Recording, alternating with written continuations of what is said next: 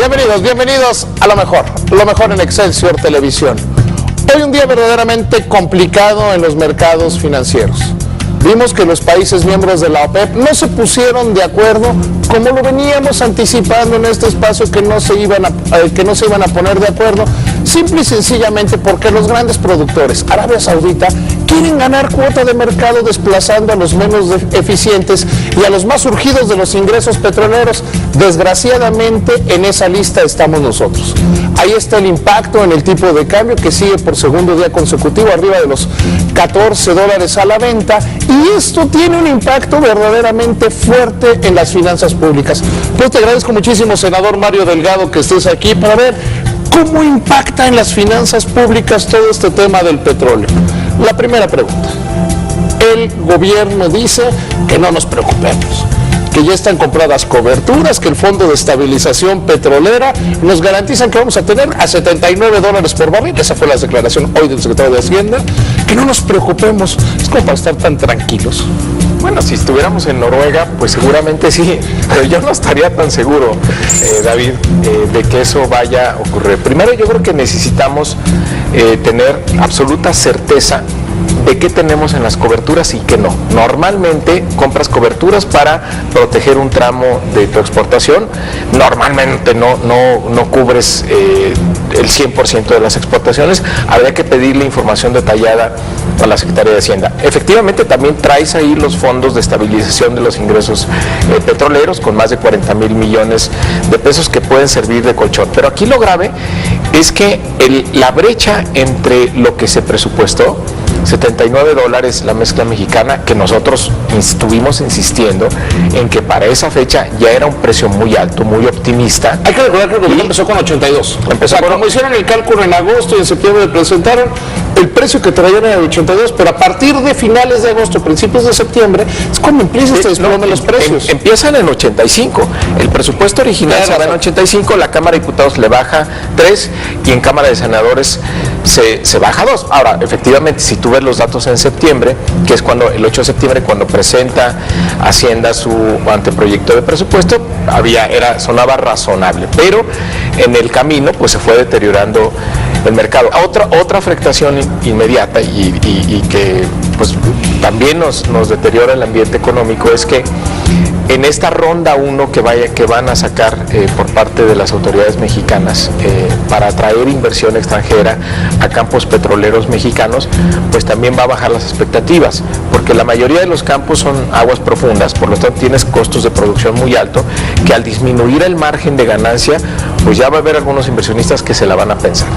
Y más si tienes expectativas de mediano plazo, que los precios van a estar hacia la baja, pues entonces ahí se puede, digamos, alentar o pueden disminuir mucho las expectativas que había sobre la privatización de los campos petroleros mexicanos.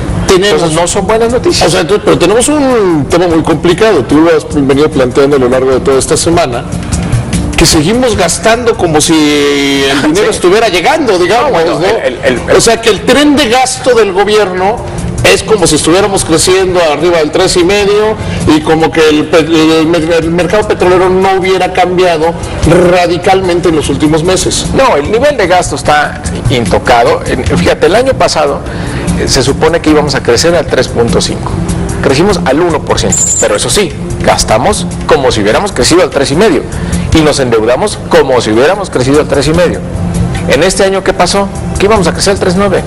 Con trabajos vamos a superar el 2%, pero gastamos, David, como si estuviéramos creciendo al 3.9 y nos endeudamos como si estuviéramos creciendo al 3.9.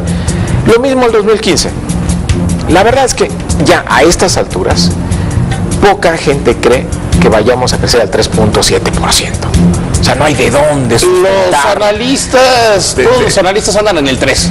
Andan en el 3. Y andan muy optimistas. 3.2 y ya con el beneficio de la duda. Canacintra, ¿no? Dice 3, los bancos andan por ahí del 3, dejamos de... No, y ahora y además no es lo mismo lo que dices en diciembre que lo que van a decir en marzo o en junio. No, y bueno, yo sé que este programa es lo mejor, pero ahí va lo peor de los datos. O sea, hoy el dólar ya se vende en 14 pesos. Lo que no sabemos es si es por la incertidumbre internacional de los precios del petróleo o porque ya tenemos salida de capitales. Habrá que revisar muy bien los datos. Hay que dejar correr un poco el tiempo ahí, porque parecería que se está castigando a las divisas de países que dependen del petróleo. Esa es la primera lectura que yo hago. La segunda es que se estén retirando capitales. No, y hoy, por ejemplo, Bloomberg sacaba un dato hace rato de que el precio de la gasolina en Estados Unidos ha alcanzado el nivel más bajo en los últimos 4 años. Y nosotros vamos a tener gasolinazo el lunes, ¿eh? Pero, el lunes y en enero. Porque además yo creo que era menos malo irlo deslizando una vez al mes. Tenía menos impacto inflacionario que un solo golpe en enero, ¿eh? No, lo va a hacer en la inflación. Y otro dato, yo sé que es lo mejor, pero aquí estamos en lo mejor. El otro dato es que a la inflación se nos fue arriba de 4. Claro. Entonces, a ver, inflación fuera de tu meta, el tipo de cambio mucho más de lo que esperabas, el nivel de deuda pues que no baja, que crece, tu tren de gasto absolutamente inercial, y el consumo cayendo, y tu precio del petróleo que se te bajó $14, estamos $14 abajo. Hoy lo dijo el secretario de Hacienda en la radio, por debajo de los 79, estás en 65, porque ayer no se sacó el dato, porque era Día de Gracias en Estados Unidos, de Acción de Gracias, y el consumo en el suelo. El consumo está bajando. Entonces, o sea, hoy es claro que el consumidor, porque sí aumenta el empleo, pero disminuye el gasto de las personas, quiere decir que hay menos ingreso disponible. No, la gente no tiene dinero para gastar. La gente, y entonces, ¿cómo vas a reactivar el mercado interno? Por la reforma fiscal, las empresas no invirtieron. Y por el lado del consumo, pues la gente no tiene dinero para gastar. Y el otro gran factor, el gasto del gobierno, pues es absolutamente improductivo, que no mueve en nada la economía. Entonces, explícame, ¿cómo vamos a crecer el 3%? No, explícame tú, el que estoy haciendo la entrevista soy yo, no tú. El que me invitó fuiste tú. No, es que ese es el problema. Se ve complicado. O sea, el problema es cómo le vamos a hacer para que la economía crezca al 3. Sí. Me quedo con el 3. Bueno, y ahora los anuncios que se hicieron esta semana de las zonas económicas especiales y bueno, ¿dónde se va a financiar todo eso? Si tendrías que hacer una reasignación del gasto de inversión para poder financiar lo que yo eso todavía no me preocuparía porque la iniciativa es hasta febrero y no creo, como todo en este gobierno, en el largo plazo, ¿no? Yo no lo veo como una solución, o sea, yo no lo veo como un tema de ahorita, que sería una buena decisión. Es una decisión que habría que analizar en su momento, porque si tú generas unas zonas exclusivas, puedes hacer que quien ya invirtió te presente una demanda constitucional. Dice, oye, espérame, entonces yo me voy y... No, mira, eso es pero hay otra gran contradicción.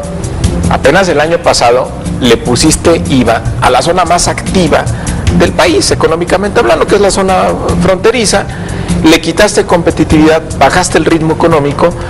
Entonces, no se trata de que el norte pues crezca menos, sino que el sur crezca más. Entonces, ve la contradicción. Por un lado, le aumentas el IVA en la frontera, haces menos competitiva toda la franja fronteriza que compite con los Estados Unidos, y ahora sales con tus zonas económicas especiales, que vamos a ver eso qué significa, porque normalmente donde ha ocurrido no es un tema para atacar pobreza.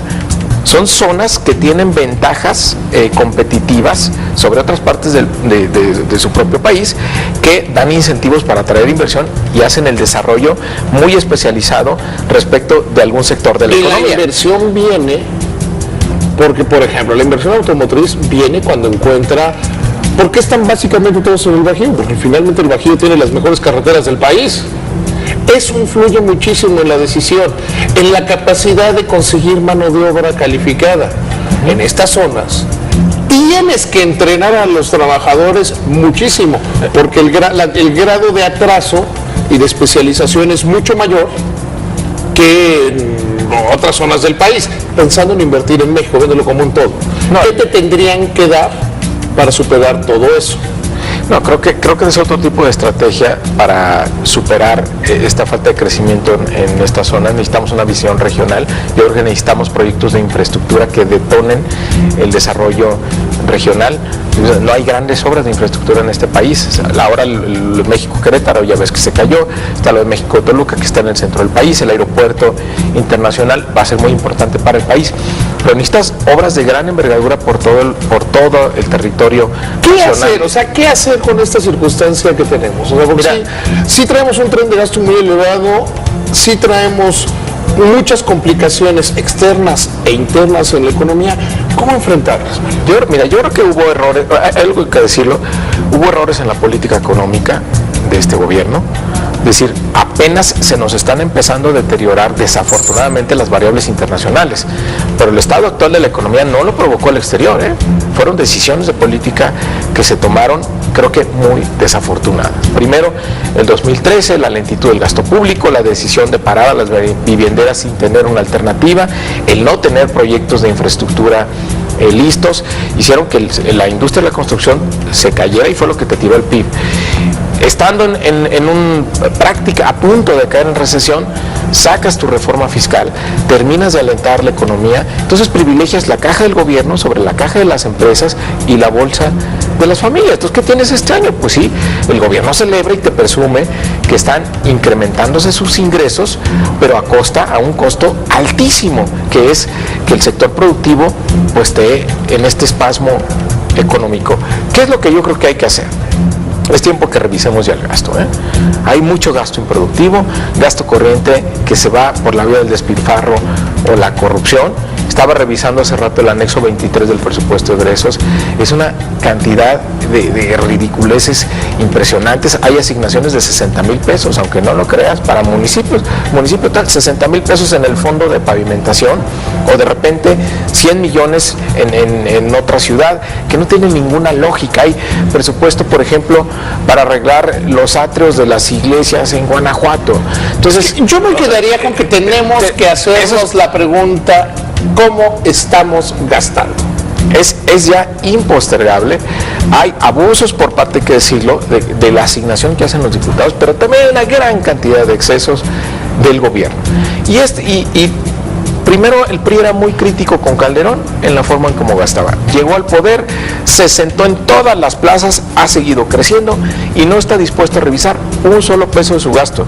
Y te lo digo, el año pasado pusimos medidas para forzar a la austeridad al gobierno. 5% de ahorro, en el gasto corriente no estructural, no productivo. No lo hicieron.